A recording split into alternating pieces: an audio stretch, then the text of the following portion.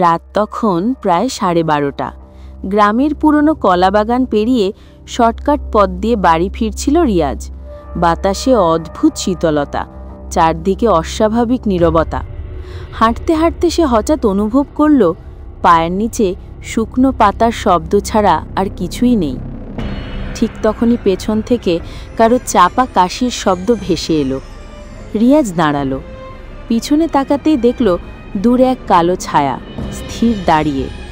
ছায়াটির লম্বা চুল মাটিতে লেপ্টে আছে, আর চোখ দুটি জ্বলজ্বল করছে লাল আলোয়।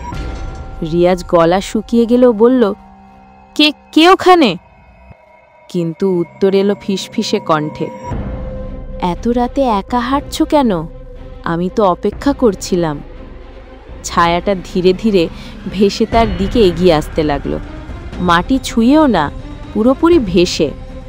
কাছাকাছি আসতেই রিয়াজ দেখল তার মুখ নেই, শুধু এক গভীর অন্ধকার গহ্বর। হঠাৎ সেই গহ্বর থেকে বের হলো ঠান্ডা হাওয়া, যেন মৃত্যু স্পর্শ। রিয়াজ দৌড়াতে লাগলো, কিন্তু পেছন থেকে ভেসে এলো ভূতের গলা, আজ আর বাড়ি ফিরতে হবে না, আমার সাথে চলো।